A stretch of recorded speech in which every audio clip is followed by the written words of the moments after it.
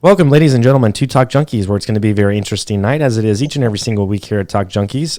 It's been a while since I've done a podcast. I believe the last one I uploaded on YouTube was with John Kleizak. I still need to get the one with Eric Dubé up on YouTube. That is on Spotify and iTunes, so if you're interested in that, check it out. All the people who have watched Eric Dubé and the podcast that I did with him, it was a lot of great feedback. I appreciate you. Some of you have actually found Talk Junkies on YouTube and made some wonderful comments, so I greatly appreciate that. And you've looked at other videos that I've uploaded and done with in the past with some of the guests that we've had on, and I appreciate that feedback. That means a lot. And I was excited to have Eric on, and it was a fun, interesting conversation about philosophy. So check that out. I'll definitely have it up. When Eric did upload the video, and I do upload it to YouTube. I'm sorry for the audio on that. I don't think Eric got my audio in, so it is coming from his computer. It's not going to be smooth sounding coming out of the microphone. And unfortunately, I didn't get the video of that, so I won't be able to put it up. So of my video, sorry. So the audio will be weird on it, is all I'm trying to say. But this week's going to be a very interesting week. We're having probably the most repeated guest here on Talk Junkies. He's been on the most, more than anyone else.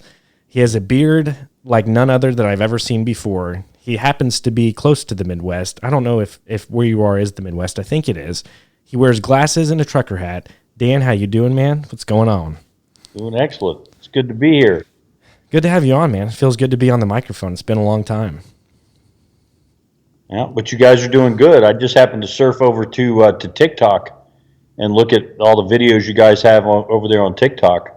And I mean, it's blowing up. You guys are really getting a lot of views on there. Yeah. Thank you. And that's tough. You got to be consistent. And I've been consistent with the podcast for almost 6 years now. At the end of February, but with TikTok, man, you got to upload every day, because not every one of them is going to hit. But thank you for that. It feels good to get some recognition. You know. Mm-hmm. You got some people stirred up over there for sure. Yeah, no, it's fun. And before I had any viral clips on TikTok, I had some ones of you that went up on there. They hit 20, 30,000 views, and those ruffled some feathers as well. And that's the whole point of it, man, is that type of communication. I know TikTok is like short attention span and things like that, but there is some good things that come out of it, like short 30-second to a minute clips where there is important information, and I guess you could scrub the rest that might be meaningless to most, but those minute clips, I think, like for instance, we talked about what it is to be a man, and that was one that ruffled a lot of feathers for the younger guys that are in their early 20s and mid 20s. No, I'm a man. I'm a man. Well, no, you're not. It takes time. It takes time, and I'm not even a man yet, and I'm 34. I'm still working on it. But how you doing, brother? How's your life going? Life is excellent. I'm right now. I'm getting ready to compose some stuff to file in court. And keep moving forward with all that stuff. So hopefully when I start filing this stuff, it will ruffle some feathers and make a little bit of a splash and some headlines. That would be cool. Yeah. I'm gonna hit some people where it hurts in a lot of different places. So when you say that, and we don't have to go into the details of what it is that you're going through, but you see a lot of these big court cases, or not even court cases, but people getting charged, whatever, on a high level, the shit that you see on the news. And then you kind of see how the court process works, or even the Supreme Court or even circuit courts or whatever, what have you. Does that almost give you less hope to try and continue what it is that you're doing when you see the justice system not necessarily working the way it's supposed to? It is frustrating, but even though I've been a bit slow about it, I look at those obstacles as opportunities to learn and figure out a way around them. And it's not always an easy process, but the wonderful thing about the system that we have here under the Constitution is that ultimately all authority comes from you and me. So there is at no time can the court do something that is contrary to the authority that we have granted them. And they are doing that all the time, pretending to be legal. And as long as we don't know what the Constitution says, there's no way to combat that. But within the Constitution, there are tools that will allow us to slap these people around and bring them back into line.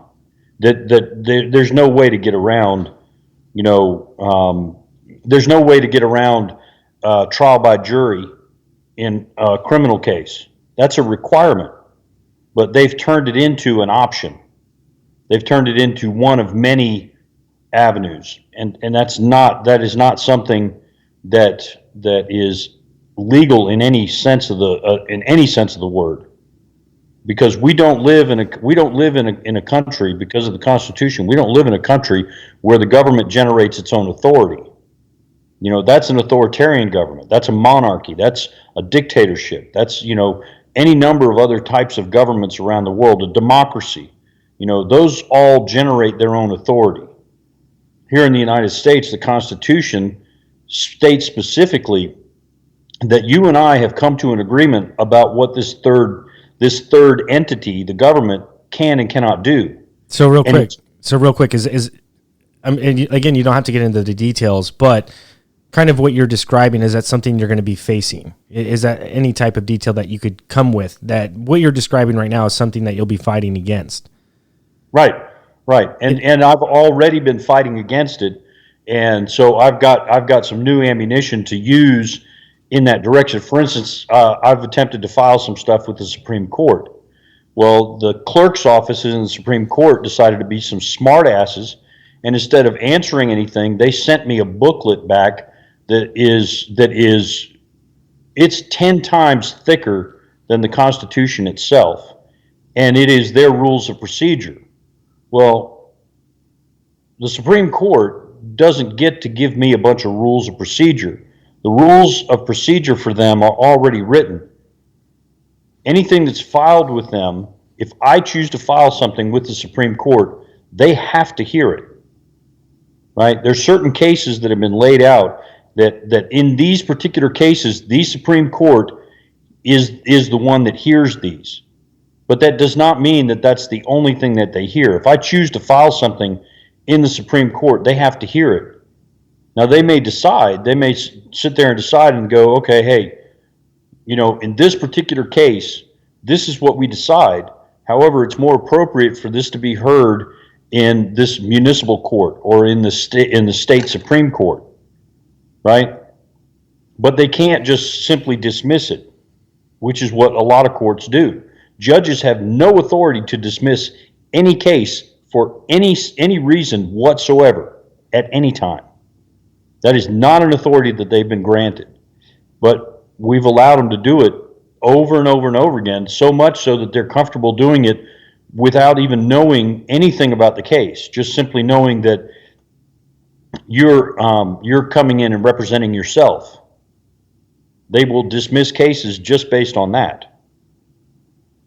So, which really makes no sense. I mean, I agree that we've gotten to a point where you're right. They shouldn't be able to do those things, and they've been able to do it for so long, and we've allowed it.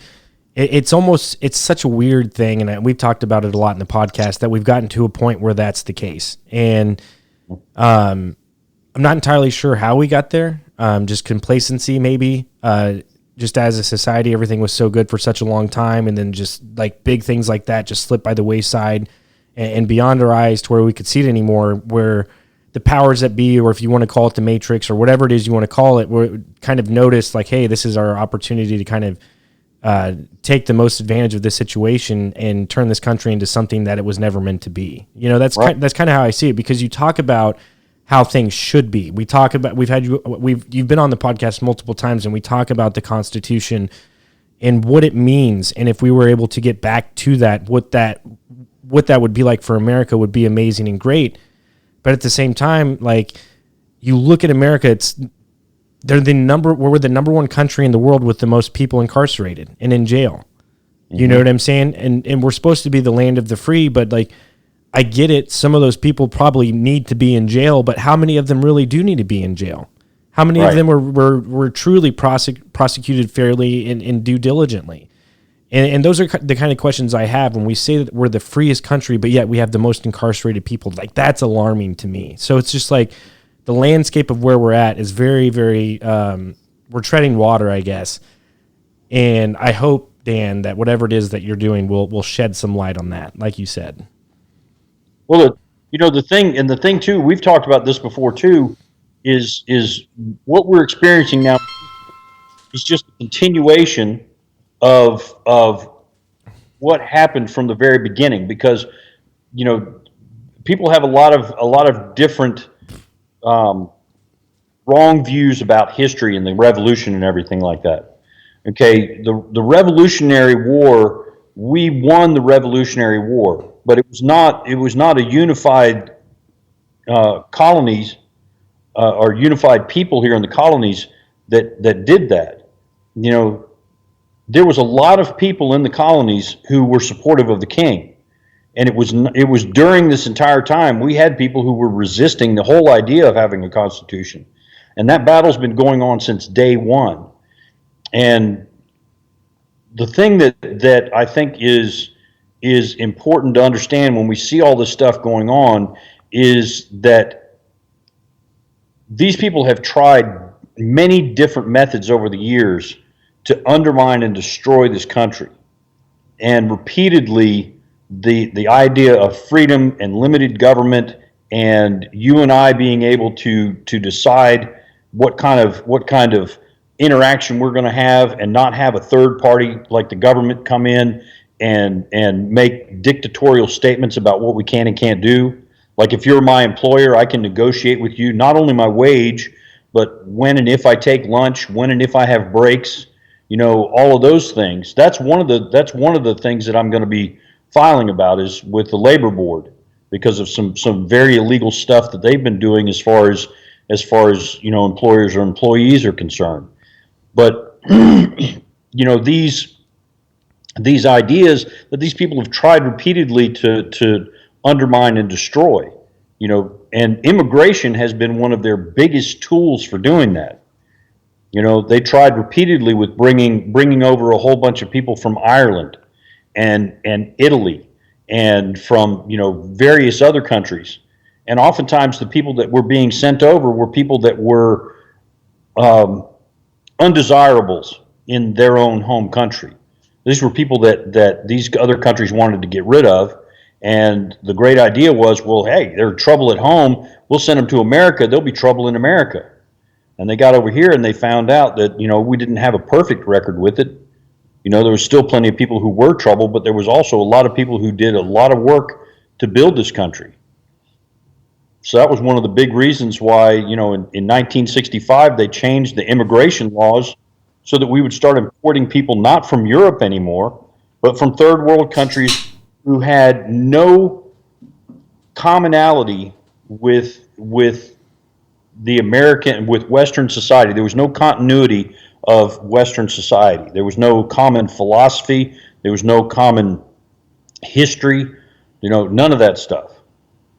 And it had a big impact on people accepting things like high incarceration rates.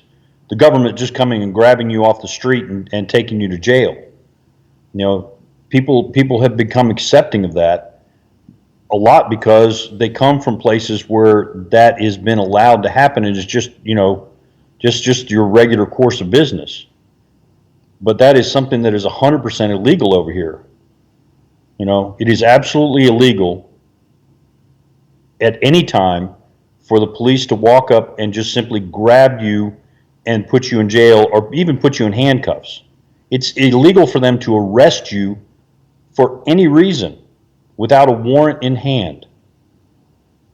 That's the protection of the Constitution. That's the protection of the Fourth Amendment. The right of the people to be secure in their persons, houses, papers, and effects against unreasonable searches and seizures shall not be violated. That's an absolute statement. That is a absolute prohibition on government authority and action right there. I mean, short of being like caught doing a crime red-handed, that would be different, though, right?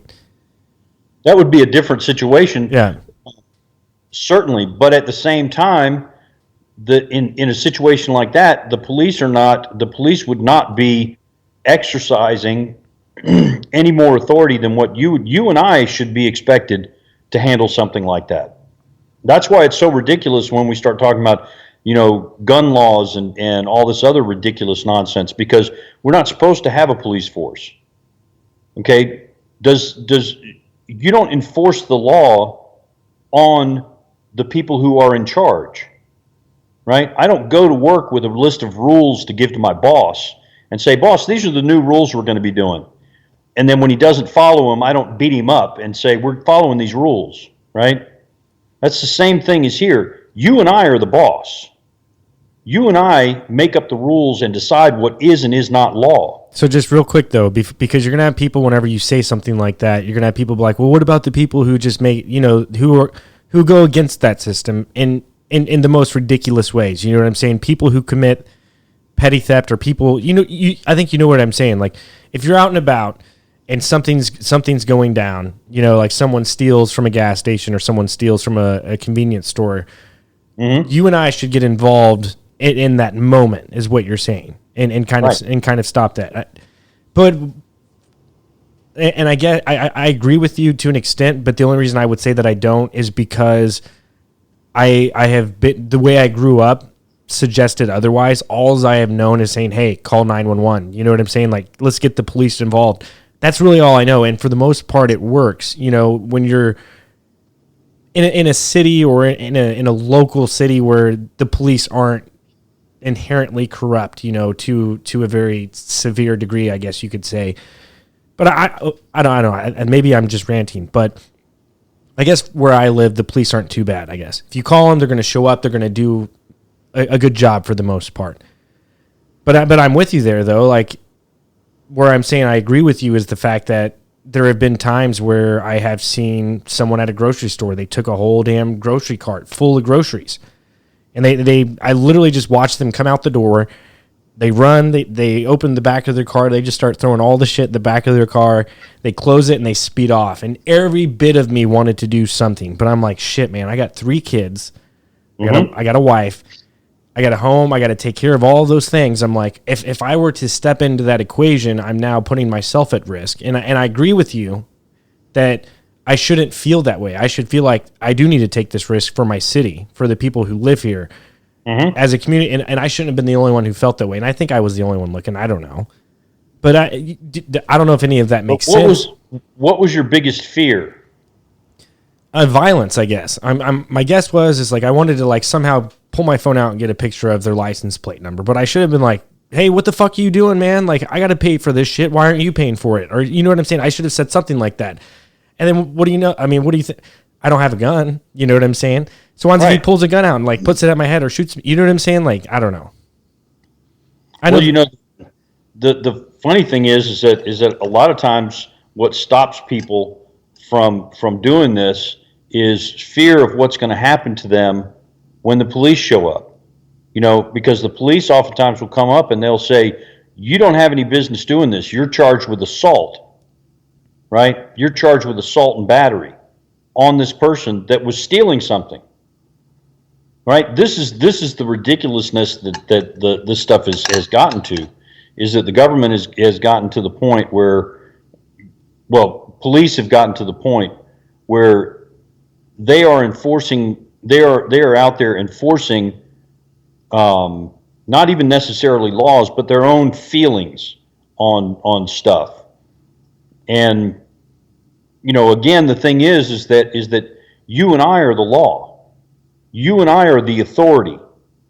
And all right-minded people, all moral and right-minded people here in the United States are the authority. That's why jury trial is so important, is because we maintain that. We can say absolutely, and this is the way that it's supposed to be, is that the jury makes the decisions from beginning to end. They decide what are the facts of the case. They decide if there was a crime. If there was a crime, they decide who the guilty parties are. And the guilty parties don't necessarily have to be the people that have been charged. They can go outside of that and they can say, you are actually guilty of this. These are the people who committed the crime, they're guilty of it.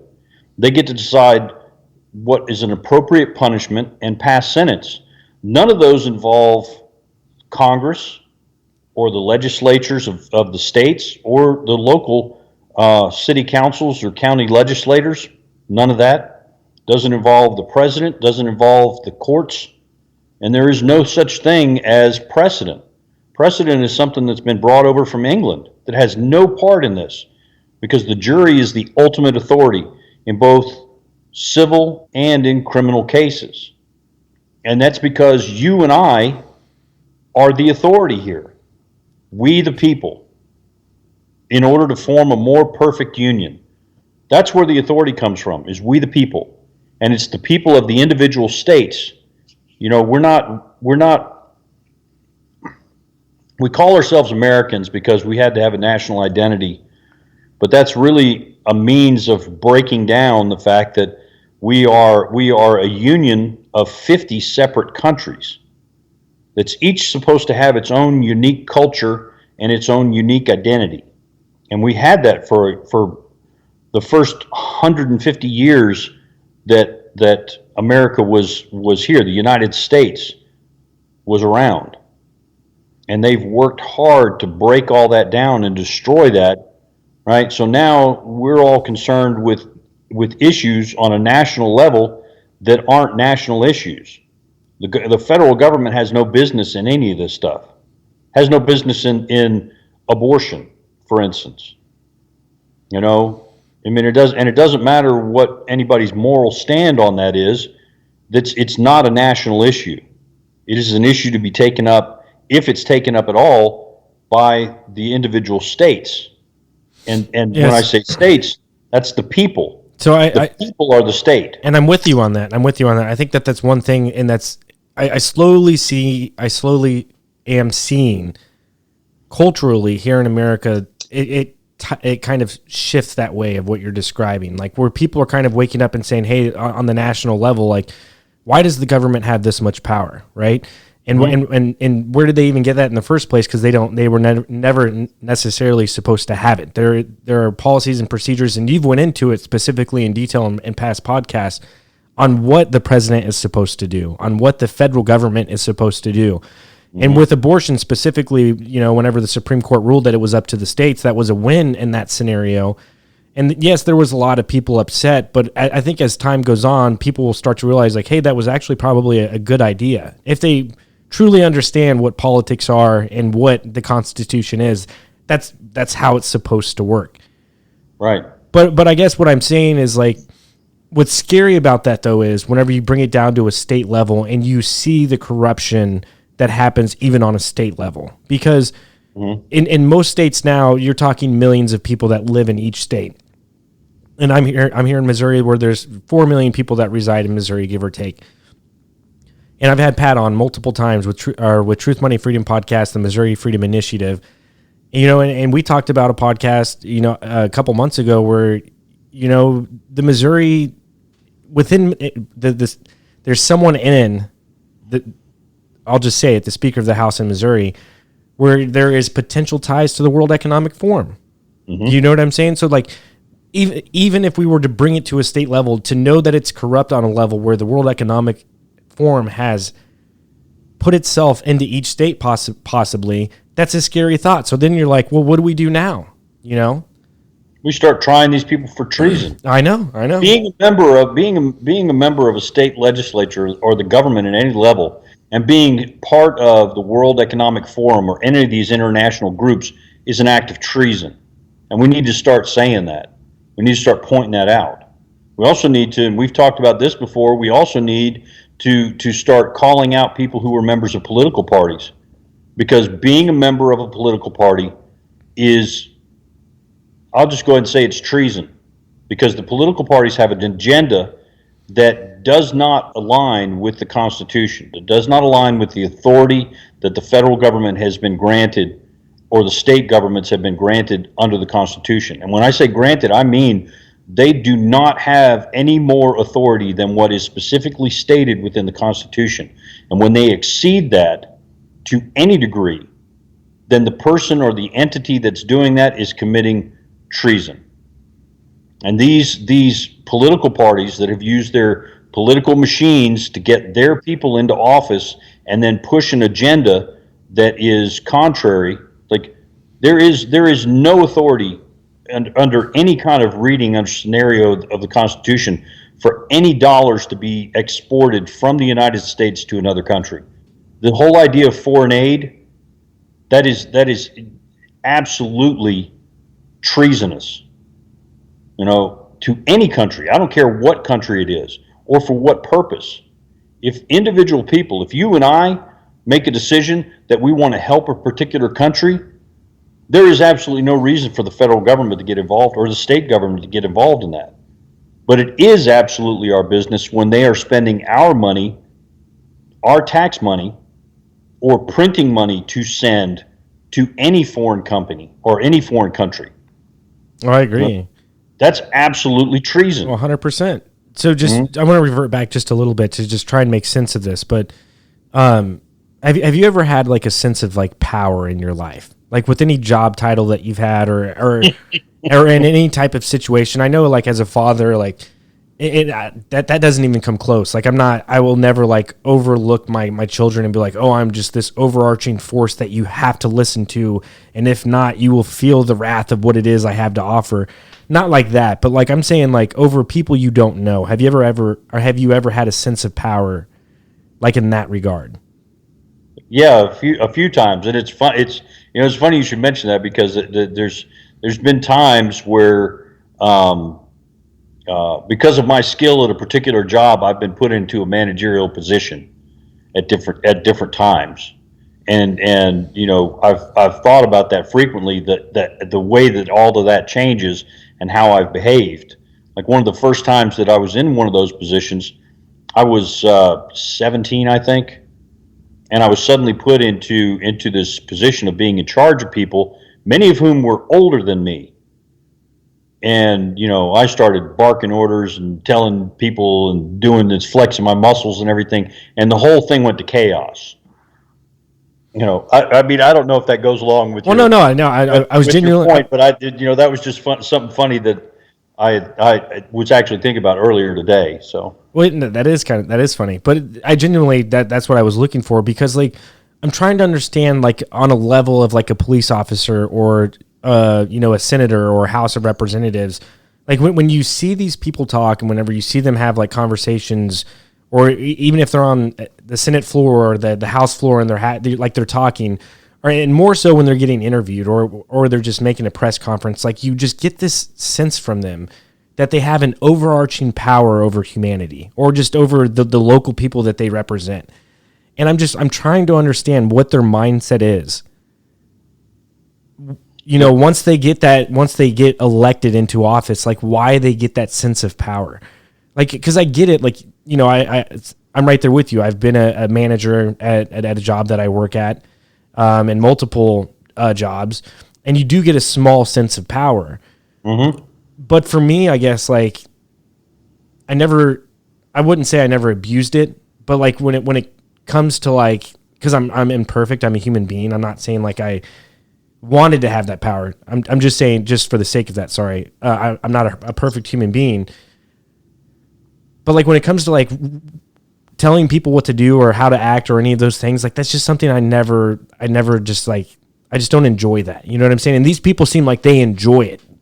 I guess that's where I'm coming from. So it's just like, where do they get this sense of power? Because like you said, we're in charge. Like you've said it multiple times in the podcast tonight, like we, the people, are in charge, and we forget that. And we've said it so many times that when we realize and understand that we are the ones who are in control, that's when this country will change and go back to the way it was supposed to, I guess, is what I'm saying.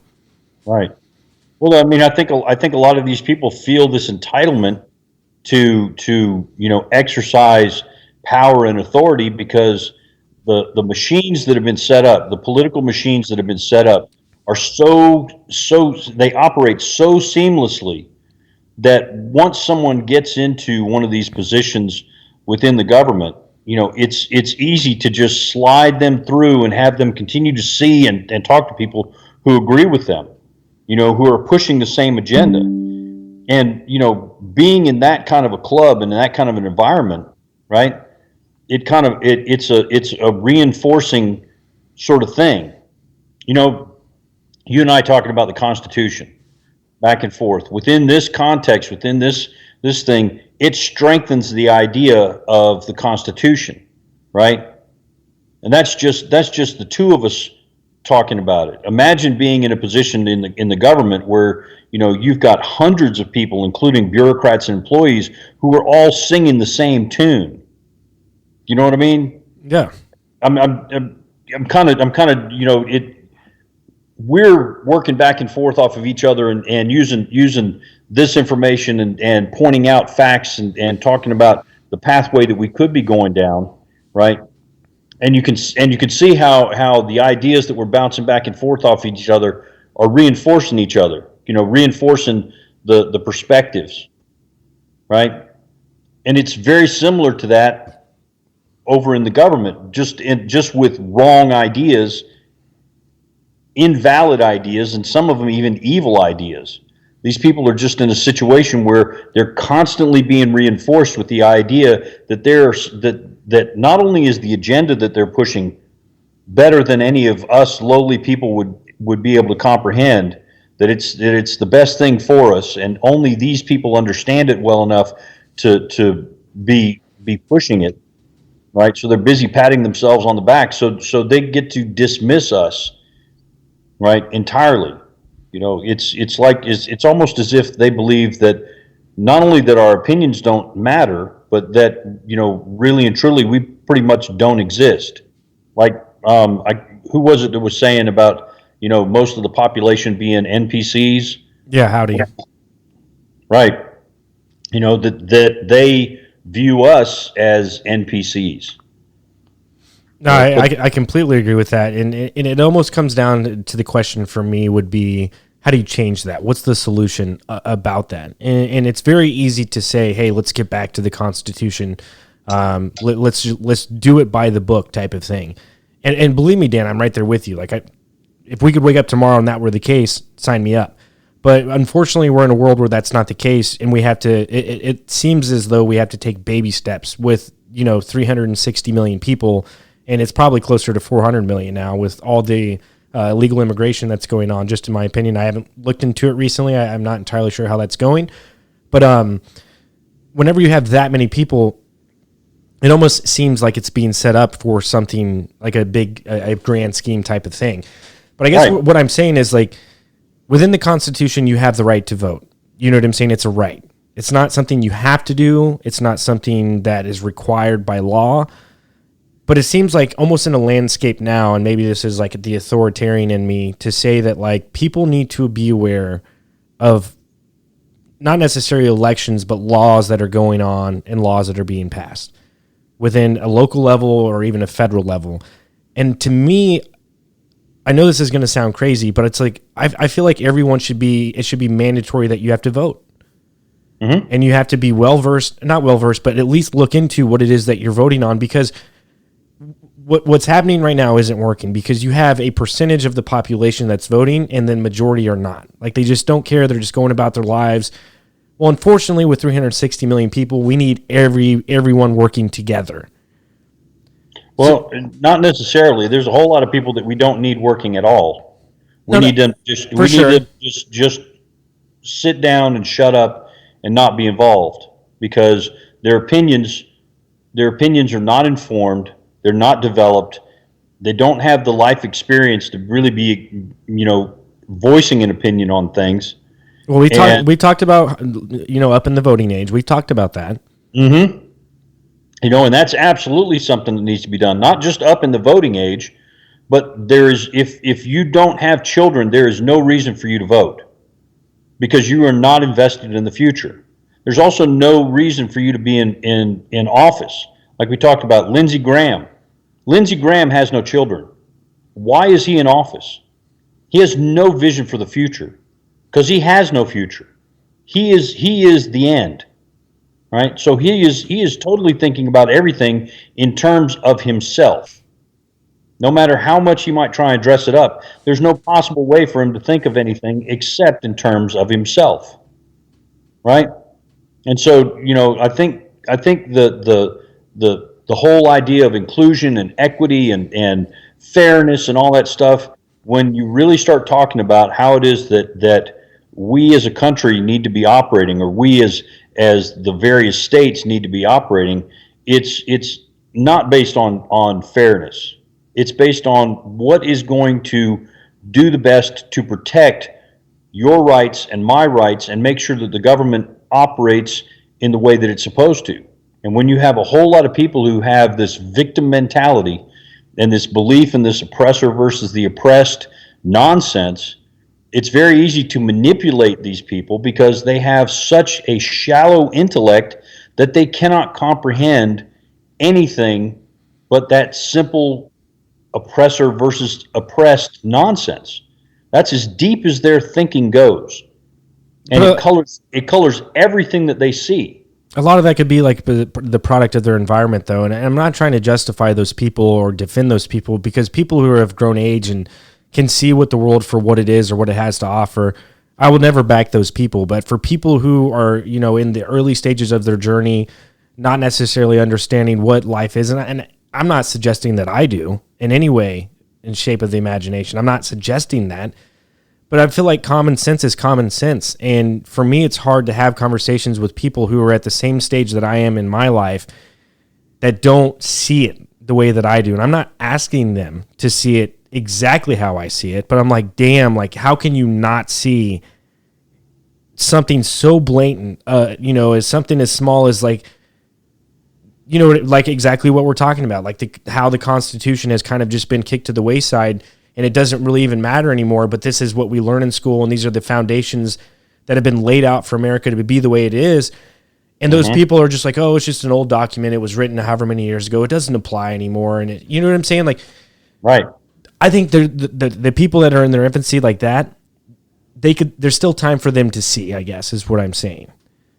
There is time for them to see, but it's going to take a serious jolt to their world for them to be able to see that, because unfortunately most of them are so comfortable in this. I mean, there are 40, 45, 50, 55, 60, 70-year-old people who still are holding on to this Marxist nonsense, who still believe in the oppressor versus the oppressed, because they've been able to live a comfortable life and skate through with believing in that nonsense and never having it seriously challenged.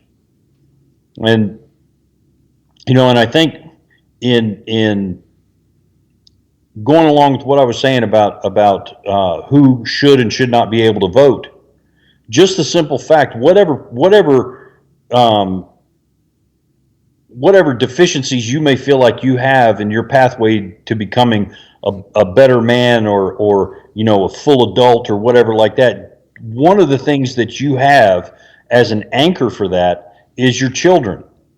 You can't underestimate the difference that makes in the way that we perceive the world.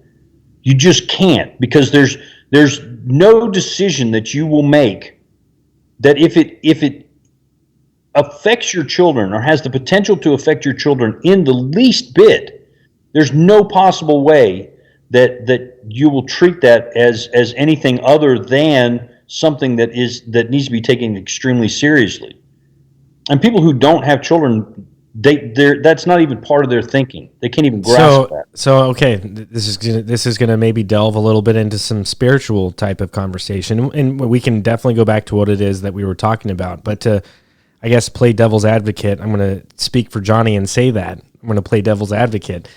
I find it interesting whenever you mentioned Howdy earlier with the NPCs, and he's about to release his second part to Plato's Cave, I believe. It might already be out. I need to email him and see how that's going and see if he wants to come on the show and talk about it. But he and this isn't even him, but he had mentioned to me that the Cathars and the Gnostics, that predated to the Catholics. And I'm going off subject here, but to talk about what you're talking about, and I'm not defending people who don't want to have kids, because I have 3 and it's beautiful, and everything you just described, you're right. It's my anchor. You're right. Anything that would happen to them would be a detriment to me at all costs. But the Cathars and Gnostics, again, and this is all belief, this is all faith, whatever, but they believed, the Cathars, that we are in a reincarnation soul trap, and the only way to escape that is to not procreate and not to lead, and I could have this way off, but this is give or take, and not eat like living animals. You know what I'm saying? So what a lot of those people did in those religions was like they were celibate. They didn't have sex, they didn't procreate, they didn't have kids, and the only way to exit the matrix or to exit the reincarnation soul trap is to do that, I guess. Mm-hmm. You know what I'm saying? So like that's a weird way to think about it. And I'm not saying like the people who don't have kids, that's what they think. You know, it's probably for more selfish reasons. It's not on a spiritual level like that. But that's what I'm saying. But what happens if that's like the case though, Dan? You know what I'm saying? Well, that's fine if that's what they if okay. Let's assume for a second that we do live in a soul trap, right? What would be the purpose of the soul trap? Energy. Okay, so who is it that created the soul trap? A false god. All right, so if he's a false god, is there a real God? That's a good question. Uh-huh. So the only way to get to the real God is to exit the reincarnation soul trap. But if you exit the reincarnation soul trap, is your soul free or does it cease to exist? That's also a good question. And I asked Howdy that. I said, do you go to the void? So Howdy explains it. I had asked him, and he answered it in a brilliant way, in my opinion. I said, what he talks about like near death experiences, people who die and then they have the near death. You know, they're dead. They see a light. They see Jesus. They see God. They see a relative. All these things. And what Howdy is suggesting is that is the false God. That is the false entity. And what they're doing is they're luring you in with that vision to come back into the earth and be reincarnated. Because when you die and you're like, oh my God, there's Jesus, or oh my God, there's my mom, or there's my grandma, I haven't seen her. They're like, come here, whatever. He's saying he's saying avoid that, turn around, which who knows how hard that would be when you're dying and you're going through that experience, because it's never happened to me. These are all just accounts. And he brings in a lot of statistics and evidence to support his claim. I'm not doing him any justice on how I'm speaking right now. But he's saying avoid that and go into the void, what you're describing, to find internal light, the divine spark is what he calls it. And at that point, who knows? I don't even know if he knows what that is. Well, okay. The problem, and then real quick, sorry, the last part. And the light, when you see the light, when you die, because everyone says they see a light when they die.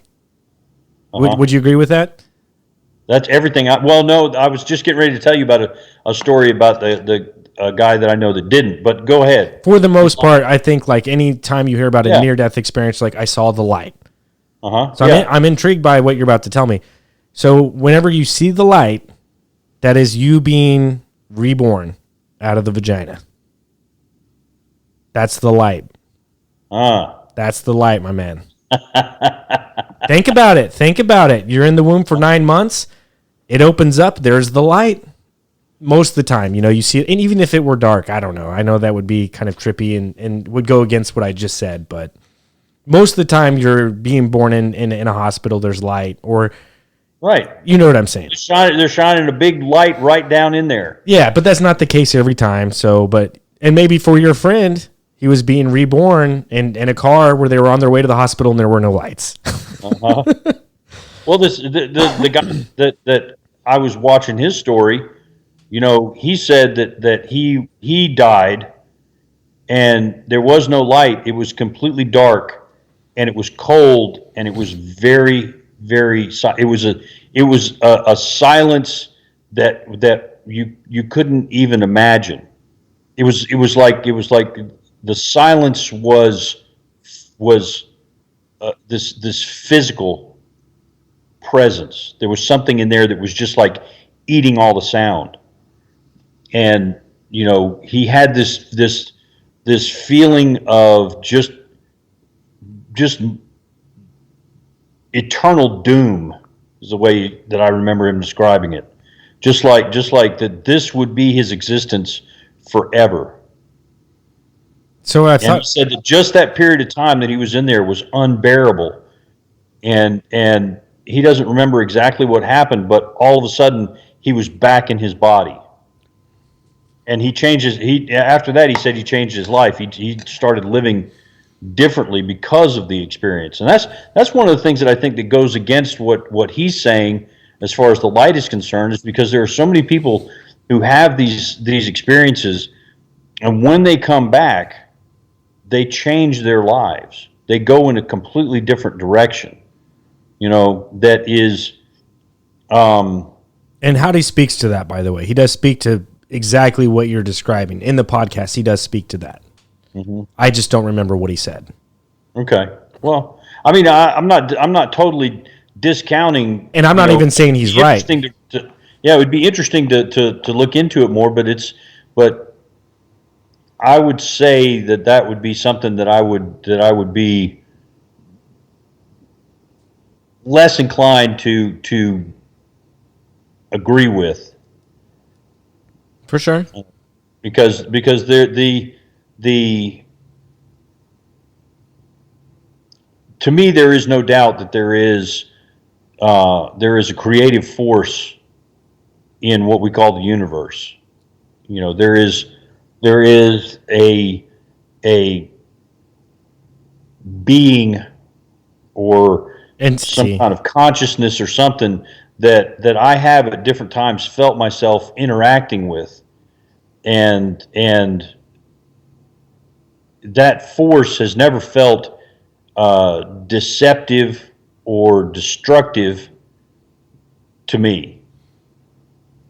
It has always left me with a feeling that it was working in my best interest. If I've been guided to make a decision or go in a particular direction, by this feeling or this force, it's always turned out to be something good. So can we just let's break it down, right, on a biblical level, just for the sake of this conversation.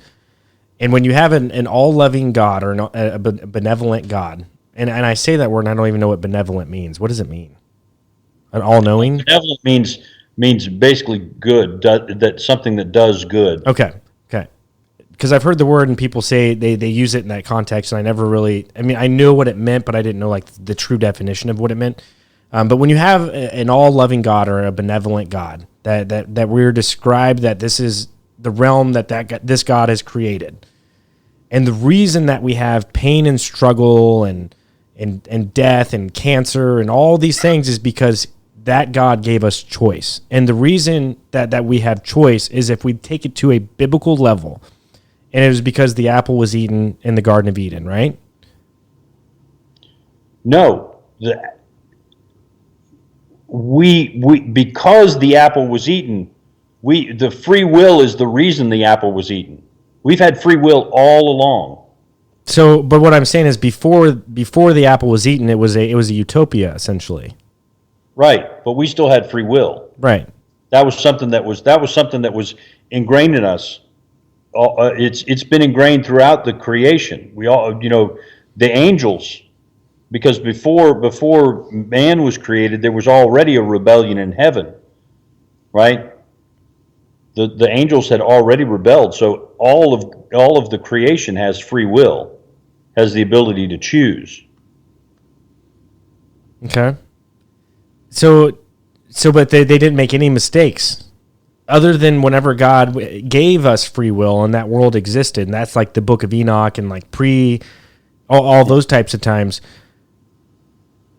He said there's only one rule: you can't eat the apple, and they knew that. You can't eat from the tree of knowledge of good and evil. But why would you give someone free will and then say you can't eat from a tree from the knowledge of and evil? You know what I'm saying? Right, because God, it wasn't a trick. It wasn't anything like that. It was just simply, God wasn't trying to make ventriloquist dummies. God was doing his best to make something that was like him. He is an all-powerful being who can't truly have children like you and I do. You know, you and I can have children who we can reasonably expect will grow up to be something like us. They'll at some point become adults, we hope, right? That we can have conversations on an equal level. God can't do that, right? Because he is the ultimate power in the universe, right? So what's the best he can do with all of that? Grants those things that he creates, those entities that he creates, he grants them free will. He allows them to make choices for themselves about what direction that they're going to go in, what things that they will and won't do. That free will even allows them to disobey him, to go against the things that he knows are good, right? So, but being an all-knowing God, God had to have known that someone would have eventually eaten from the tree of knowledge and evil. Well, would they? But it's God. He's all-knowing. Right, he is all-knowing. So he knew this was gonna happen. Right. So, but at the same time, he gave us free choice, and with choice comes infinite possibilities. Right. So that's a good thing. You've heard about the idea of the multiverse, right? Yeah. Okay. So we live in one of the parallel universes where Eve ate the apple, and there are an infinite number of universes where she didn't. There's an infinite number of universes where she did, but there's an infinite number of universes where she didn't. Right? And God is still God in those universes as well. Okay, yeah. So we're definitely not going. We're not going. Number of universes where Adam ate the apple. So I'm excited for this conversation because you and I have really delved into it. So I'm all for it, and we're going to skip the Constitution for the rest of the podcast because we got about 15 more minutes. But this interests me. So, like I told you before the podcast, I had Eric Dubé on. We didn't really go into flat Earth, which was really cool. It was all philosophy, which is what this is turning into, and I love it. But I guess, like, for what I'm thinking, it doesn't really matter what the realm that we live on looks like, whether it's round or flat or any of those types of things. I guess for a round Earth, and I don't know if you've ever dabbled into flat Earth at all, Dan, or not, but like, when you look at around like a globe Earth, like what they describe to us, we're in a 17 billion year old universe. The Earth is 4 billion years old. Humans have been here for 10,000 years or 20,000 years or whatever it is that they can find. But now we have archaeologists finding evidence that we've been here for much longer periods of times and all those types of things. But I guess you're at a very young age, you're spoon-fed that the Earth is a globe. And we're in this universe, this massive universe that's ever expanding. It's been the Milky Way galaxy has been traveling 1 million miles per hour for 17 billion years, and it doesn't end because there are other universes beyond our universe, and those universes just keep going and going and going. And then they have this like video, and it's like we're like a piece of sand. You know what I'm saying? And we mean nothing. At that point. And to me, that's just kind of where it hit home to me. I'm like, maybe it's just quite the opposite of what they're saying there. They're trying to tell us that we mean nothing in the grand scheme of the universe. Right. And that's kind of where, like, I'm not saying like I'm a cult follower or like this strong believer in what Eric preaches about the flat Earth, but I'm strictly using my common sense, and maybe my common sense is way off and I'm just this stupid idiot. But for what I see it, is like maybe we're not able to leave this realm, and maybe this realm isn't what we're told it's not a globe. And maybe beyond Antarctica there's something that we've never seen before, or there's other beings, or you know what I'm saying? Like, we don't know those things. Admiral Byrd went there in the early 30s. The only way you get to Antarctica now is by you can go on a cruise or by a plane, but that's with the government. Right. And they restrict where you go. You can and can't go. Exactly. So I guess what I'm saying is, if the Earth, if it's not what they say it is, then they're trying to deny every single human the knowledge of what it is to be here for. Mm-hmm. That's where I get conflicted. Right. Well, the thing that you know, it's interesting you should say that, because the I thought about this the other day. I've gone back and forth with this flat Earth and globe and everything like that, and you know, the fact that the Earth spins at 1,000 miles an hour as it's going around the sun at so many miles an hour, as the sun is going in this direction at so many miles an hour, and all this stuff is moving in this ever expanding universe and blah blah blah. And it's like, I will never know until I go into a spaceship above and Right. I can see it. Yeah. I'll never know. But and that's the craziest part. And I guess we're going a little bit into flat Earth, but it's like in the 60s they were doing that. They were leaving low Earth orbit in the 60s. In the fucking 60s. And now we don't even do that. Right. You know what I'm saying? And like they had video footage of on the moon. Mm-hmm. It's like we are in 2023, man, and we have yet to do that. Yes, they put rovers on the moon. Did you see India put their rover on the moon a couple months ago? Yeah, they landed a rover on the moon. Look that footage up. Look it up, and you tell me what you think. You know what I'm saying? Like that's what baffles me, that people still believe that we went to the moon when we can't do it anymore. And they say that the reason we can't is because we lost the technology to do so. You don't lose that technology. And don't even tell me that Elon... They have the spacesuits and the capsule in the museum. Yeah. The spacesuits and the capsule are in the museum. Yeah. Okay, you're halfway there right there. Okay? I mean... Well, I guess the rockets that they send up there, I don't know if they disintegrate when they're ascending back to Earth and shit like that. But what I'm saying though is just like it's just fascinating to me that like they believe that in the 60s, because I'll be honest, I don't believe that we went to the moon. I don't think we've ever left low Earth orbit, because I don't think that we can. Mm-hmm. I think the creator, whoever created this is it. This is it. I think that there could be more, you know, east to west or whatever that means. You know, I think there could be more. And I could be completely wrong, and this is a fucking globe, and we are spinning 1,000,000 miles an hour in the Milky Way galaxy. I don't know.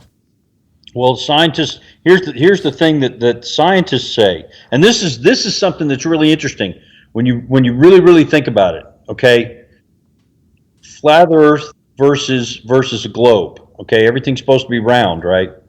Scientists, as they look at the universe and they explore it more and more and more, they find that the universe is flat. The universe is flat. So all this expansion that we're seeing, that's supposedly going in millions and billions of miles an hour for billions of years and everything like that, is going in a straight plane.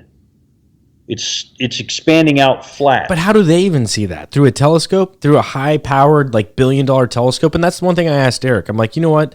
I'm like, man, go to California or go wherever where they have these massive telescopes, right? These beautiful millions and millions and millions of dollar telescopes. Tell me you can't put and live stream what they're looking at. Right. The only thing you see on YouTube is like, you know, people that buy telescopes and they do it from their backyard type of things. Why are you telling me at an observatory that you can't live stream that shit as NASA? You can live stream from the ISS, but you're not going to do it from Antarctica on one of your $10 million telescopes. That's where I get confused, man. Or from Hawaii. Yeah. You know, on one of the mountains in Hawaii where they have the observatory. Yes, exactly. But the thing that I look at with all of that with all of that stuff and everything that really changed it for me was, on this subject, I don't really care about being right. You know, I mean, if I get to the point where I'm able to have access to the information that would give me an absolute answer, I might change my mind. But looking at it and looking at what you were saying, the universe, the way the scientists explain it, and the globe people explain it, and the universe as far as the flat earthers explain it, you know, flat Earth just is, this thing was created for us. Something cared enough to construct something just for us. And so at that point, I'm just like, I don't care. I really don't care what the rational, or what the provable explanation is, until you can sit down and actually give me the 100% information. I'm just going with this firmament, not globe, but dome over and everything. And something that I heard somebody say the other day that I thought was interesting was, the word extraterrestrial, right? Means outside of Earth. It doesn't necessarily mean in space. It could mean outside of the Arctic ice wall, Yeah. Antarctic ice wall. Right. That could be extraterrestrial. Yep. Beings that come from the other side of the ice wall. And there's nothing about that is any less ridiculous, or far-fetched than people talking about sending people to Mars to mine Mars. It's no less science fiction than something like that. At least from the perspective that I have and the knowledge that I have. I don't have any information to go on except for these ideas and theories. Right. But see, I think like these ideas and theories, and again, you're taught at a very young age all this propaganda of the universe and the world spinning, and and I told Eric this. I was like, when I was 5, one of the first things that I learned in kindergarten was a globe Earth, and I've seen it with sending my daughter to kindergarten. That she's starting to bring these things up in space and talk about all these types of things and astronauts, and can we get in a rocket ship and go up there? Like, why? Why is that necessary? Because in my opinion, and I'm sure there are globers out there that would be like, oh, because it's necessary. My answer to you, Dan, would be is because the reason they do that is they're trying to deny us our existence. Mm-hmm. The reason why we are here. And in every podcast where I do these types of conversations, philosophy and like ancient cultures, and anytime I have a new guest on, I try and ask them, was there a period in Earth where people were more spiritually in tune with each other? Because right now we are so spiritually untuned from each other because of technology, social media, all these types of things. It's insane. Granted, we are now in constant contact with each other, but not in any way, shape, or form on a spiritual level. It's a keyboard warrior level at best. And that's the question I ask every person that I have on the podcast. Do you think there was like a golden era where spiritually people were in tune with each other? And if so, and I know that no one would never ever know the answer, but maybe there's evidence to suggest it, Atlantis, all those types of things, or in Egypt with the pyramids, because they had something right, or they were doing something different. I think there was a time on Earth where we were all spiritually connected, or at least closer, way closer than we are now. Well, the Garden of Eden. Yeah, yeah. Adam talked to God, and we've declined from there. Now, instead of it being something that happened on a daily basis on a personal level, Adam and Eve both were able to talk directly to God and to, the other angels, right? Have an interaction with these supernatural beings, and that, declined over time to where, Moses had a special relationship with God, but he was no longer walking with God. It was God came to Moses and said, "Hey, Moses, you know what? There's some things that you got to do because everybody down here is fucking up and you pissed me off. Build a boat because I'm setting things straight." Right? Down to Abraham, and then and Jesus, right? And those things have been happening less and less over time because that spiritual connection. We have a choice. We're allowed to make the choice. God does not want slaves. God wants us to freely choose to serve Him. To make the things that we do glorify Him, right? And not so that he's like put up on this pedestal, but just simply to say, there is a Creator who put me on this earth, and through Him I'm able to do these things. I'm able to do things that normal humans can't, or I'm able to stand against things that I know are wrong, even though they're popular, even though everybody in the world is in favor of them and is demanding them and is willing to use violence to make them happen. I know that I can stand against them if I choose to, not because I am, as an individual, that powerful and that strong. I'm not Superman. I'm not, but there is a power that can flow through me and allow all that to happen, and make me into something that is superhuman, that is able to stand up against, the opinions and the evils of this world and bring us to something better. Yeah, no, I agree. And I think evil has been winning for a while now, because all those things you talk about could be I say instilled, and I'm not saying that it should be suggested as propaganda, but like just when you talk about the word of God, and I don't even know what that means. I've never read the Bible. And even if I were to, it's not like I'm going to take all of those words for what they are, because a lot of words get lost in translation. And we can sit here and say, oh, no, we have it down to a T, that we know exactly what it is that they were talking about. I'm sorry, I'll never be on that page where I'm like, yeah, you deciphered it however many times, or yeah, you speak Hebrew, or you understand Hebrew text and all those types of things, to where we act absolutely 100% certainty know what that means. I just don't think I would ever be down for that. But I'm saying, if we were to instill the good things into people at a young age as opposed to bad things, then we could strive for what it is you just described, and it would be a better place, and it would be a better world. You know what I'm saying? But like my last question, I know this is an unanswerable question, but I'm just curious on what it is that you have to say about it. But who created God? What do you mean? Who created God? Well, God is the original. Nothing and no one created God. God was just always. Yeah. God is beyond time. Time is something that you and I have made up. Time is something that doesn't truly exist. God is outside of time. So people talk about the idea of the earth being created in 7 days, right? Well, there's no way it could be created in 7 days and everything. Well, time doesn't exist for God, and it's an imaginary thing, that a perception for us.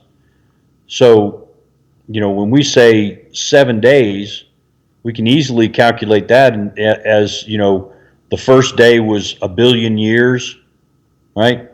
But the actual idea of time becomes really meaningless when you really look into what it is that we call time, right? Do you know what a second is? No.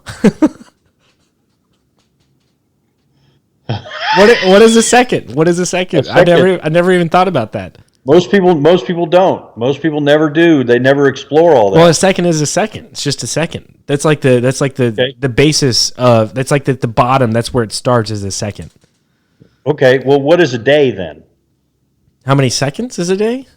No. What is a day? When we define a day, what is a day? It's 24 hours. All right. What is 24 hours? It's 60 minutes. 60 minutes times 24 hours. 24 hours is one full rotation of the earth. Sure, yeah. That is what it always is. It is always exactly, a day is always exactly 24 hours, one full rotation of the earth. Okay, and a second is 24 times 60 times 60, right? Okay. Divided by the circumference of the earth, if we live on a globe. Right. Okay, right? Which would mean that a second is actually 1,500 feet, approximately. 1,500 feet? 1,500 feet. What does that mean? Exactly. What does that mean? What that means is that in relation to the sun, right? In a second, the earth rotates from this point to this point with the direction of the sun, moves 1,500 feet. right? And during that movement, we perceive that change as time, but it's just the movement. That is trippy, 50, man. God damn it, Dan. You never cease to fail me, man, when you just blow my mind every podcast. You do it every time, man. Every time. This one might be the best. uh-huh. This one might be the best. There's people who won't speak to me now because I've told them that stuff. Oh, I'll They got dude. so mad. I want more. I want more. I 34 years of living, I never questioned what a second was. Well, and you know what? And there's so many things that we never do question. You know, like for the longest time, seriously, I completely dismissed all flat Earth stuff as complete and total nonsense. You know, that was just crackpot nonsense stuff. But for the longest time, they believed the Earth was flat. Yeah. They've believed it's flatter probably longer than they have that it's been a globe. Yep. You know, and all the proofs and everything for it. And then I actually had a buddy of mine when I was living in LA. This was back in 1995. Started showing me some stuff about it, you know, and I just kind of humored him at first, but then some of the things that he was saying started making sense, you know, on some level. But You get in an airplane and you've been in one, and you're at 34,000 feet or however high it is. It's flat as day, man. There's no curve. right. There's none. There's none. So And if that's the case, then either the Earth is much, much larger than what they've told us it is, or it's flat. right. Because you would definitely, at 30,000 feet, be able to see some sort of curvature there. According to Pythagorean theorem, you would 100%. Mm-hmm. But now, since that's kind of been like the going point to flat earthers is like the Pythagorean theorem, now they're saying, and I've only seen brief explanations of this, and I could be wrong for people who are listening. Now they're saying that that's not the right way to find out how much curvature there should be on Earth. So who really knows? All I know is water finds its level no matter where the fuck you are. You're in the bathtub, you're drinking a cup of water, you see the ocean, you see the lake, you're in a hot tub, you're in a pool, water always finds its level. That's all I know. And the other thing too is that when you take anything that you want at all and spin it, what happens? Yeah. If you put yourself on a merry-go-round and you spin it faster and faster, at some point you're going to feel yourself being pulled to the outside. And if you get far enough to the outside, you're going to get thrown off. Yep. Right? We're spinning at 1,000 miles an hour. And people in Australia are shitting backwards. But they tell you that's just not how it works. It just doesn't work that way. You just have to believe it. You just have to believe it. Right. You know what I'm saying? It just is what it is. I don't know. And like I said, for me, I just decided I'm going to go with what it is that makes me feel the best, because I don't have any way of getting the facts out of this, you know, for myself. You know, I can only go on what other people are saying. And when I look at the flat Earth stuff, that makes me feel better. I feel that there is some good, creative, loving force in the world or in the universe that said, here, this is a special place for you. This is a special place for you, and I'm going to create this space for y'all to live and have dominion over. This is your own personal space. You know, it's almost like when you get old enough that your parents give you your own room. Yeah. You know, it's that's a very poor kind of parallel, but you know, I mean, it's just we've been given this very special space, which you don't get with this globe and this moving universe and all this stuff. That's all interesting and cool, right? Yep. To think about and explore and everything like that. But at the end of the day, it doesn't leave a space for you know, some God. It doesn't leave a space for the creation of this universe from nothing. No, it doesn't. And I'm right there with you, man. But we're a little bit over the hour, man. So I'm gonna have to hop off here. But I think what I want to do, just like eventually, I need to keep doing the. Sorry, I can't even talk. I'm tired. I have like a different schedule now. I wake up at 7 a.m. all the time, so I'm just a little bit tired. But eventually, I'd like to get to a point where I get kind of a panel, not like a panel of guests who have been on the show before, and we just have a really cool podcast. We just shoot the shit, man. It doesn't always just have to be just like one-on-one. Or I miss Johnny and Jesse. I wish they were here. I have 3 empty seats here at the podcast table. So I'd like to get to a point where I have you and some other guests on, man, where we're just all just kind of having a conversation, just getting it going. Granted, I know like there's a lot of important things that happen between a one-on-one conversation, or where it's, guided that way, where the guest, you know what I'm saying? But I would love to have like you and Pat and like a special guest at that point, because you guys aren't special yet. No offense, but you're more like you're talk junkies, man. You know what I'm saying? Like we've talked about it before. There's a point in time where I asked if you'd come on the show regularly. That's what I'm saying. You're definitely special in my heart, Dan. Sorry, I didn't mean to put it like that. But if I had like 3 of the people who have been on Talk Junkies, and then like Eric Dubé joins, that would be cool. That would be fucking cool. So yeah, I mean, I think that'd be great, because there's been a lot of your guests that have been on that that I would love to talk to. I'm listening to the stuff that you're talking about, and the next thing I know, I'll feel myself, go off in this direction with this question, and I got to bring myself back to what you guys are talking about, because, it's like there's so much with these guests that you have on, like, Crow would be somebody that I'm sure he'd be somebody that I'd really enjoy talking to. Yeah, a bunch of your other guests as well, like the woman who was talking about the education stuff. Yeah, I could definitely make that happen with you and Caprice. I can make that happen sooner rather than later. Her and I, yeah, we could make that happen. That'd be really cool. Well, that clip of yours with her blew up. Oh, I know. You've got almost 1 million. That clip that's on TikTok has almost 800,000 views on it. Oh, I know, but then you showed me the Facebook and Instagram. That was the Facebook one was like 3 million views. The Instagram one was like 4 million. Mm-hmm. So yeah, no, I can make that one happen. We'll do that. I'll text you, man. We'll get it going. But all right. Yeah, thanks for joining, man. I got to get to bed. It's always a pleasure having you on, brother. It was a good talk, and I look forward to talking to you shortly. Yes, sir. It's always a pleasure to be here. All right, Dan. Have a good night, brother.